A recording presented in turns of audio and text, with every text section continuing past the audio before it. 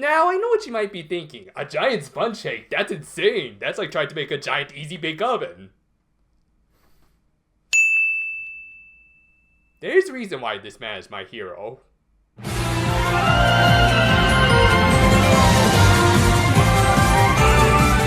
Content with literally working in the background, Himari was working towards improving the bakery's sponge cake recipe, and as it just so happens, some old geezer who takes notice of this and is even able to write down all of the scientific mumbo-jumbo regarding Himari's improvements. Is this guy like Kuroyanagi from Yakitate Japan or something? Actually, his younger self does look a little bit like him. Darn well waste not calling him Koyasu. Also, does employees only mean nothing to you, dude? Well, as it turns out, this guy was the author of Himari's favorite food science book, Dr. Yu Tachibana. He wanted to quiz Himari's food science knowledge, which, unsurprisingly, she aces with flying colors. Impressed by her skills, he wanted Himari to act as an assistant at a live demonstration he was holding. Himari, being Himari, was hesitant, but after giving her another question which she couldn't answer,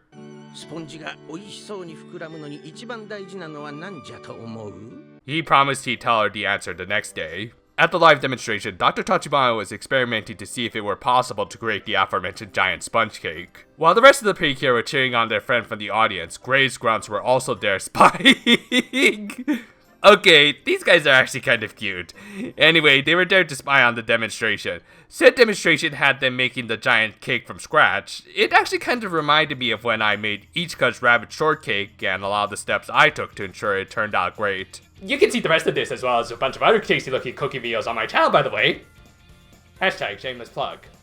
Anyway, Himari was assigned to be the lead assistant in the experiment, and while hesitant at first, she quickly started to display a far more assertive side, even kind of schooling the good doctor at times. It's actually kind of interesting seeing the whole process they go through in trying to create this massive confection, as well as Himari's development as she's able to lead the experiment to near perfect success. Unfortunately, in science, near doesn't always cut it. Himari is quick to blame herself for the cake collapsing in on itself, but Dr. Tachibana comforts her by saying it wasn't a failure, which I have to agree with. Even if the results are less than ideal, scientists can always learn from so-called failures and learn how to avoid them next time. Moreover, the doc gives the answer to the question he gave Himari the previous day. Okay, what he's saying isn't very scientific, but I don't dislike that answer either. Without dedication or a strong moral compass, a scientist is essentially performing a job an advanced computer could do with less fuss. I like this scene because it does show that Himari never truly failed because she remained focused and gave it her all, a lesson we could all learn. And hey, at least they're doing better science than most of Hollywood at this point. Everyone shares my sentiments and cheers, including Graves' grunts. Could these grunts make a face turn like Julio? I already love them. Hell, considering how much their boss abuses them as soon as he arrives on the scene makes it seem all the more possible. He steals the Kirakira from the cake and everyone in the audience to create a sponge cake monster who gives the Precure a hard time at first. Cause I guess fighting a giant sponge cake monster is like trying to fight an actual sponge, I guess? Sure, makes perfect scientific sense, just as these two.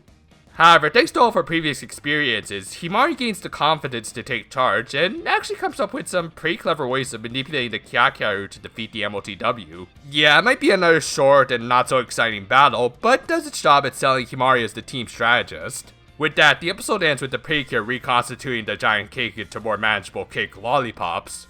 Just as long as you guys don't make golden snitches or something geeky out of them. Bunch of hipsters. And Himari earning her new power-up. Putting aside my personal bias when it comes to enjoying the science of baking, I found this to be a much better character-driven episode for Himari than what her blue-haired friend got.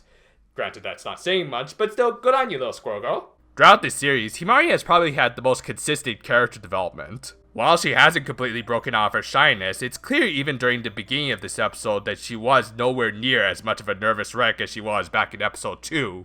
And later, thanks to some encouragement from a good mentor character, again, why wasn't Misaki more involved in Aoi's episode, she finally managed to break out and become the strategist of her team. Now, I won't go as far as to call this a fantastic episode, since they did cut a ton of corners in the animation department, and there's still some pacing issues, but as a character piece, this is one of their stronger episodes, since it kept the focus squarely on one character, who for the most part found her own resolve.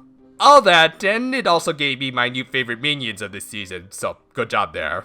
Production on the Precure All-Stars Deluxe 2 review is going well, and I should have it up pretty soon. I was also thinking of posting up another cooking video later this week, but then I realized I needed to buy a new piping tip for it. That's the main problem when doing a cooking series. You have to keep buying new useless junk. So until then, I gotta kill time by covering another topic. Pray for me, my friends.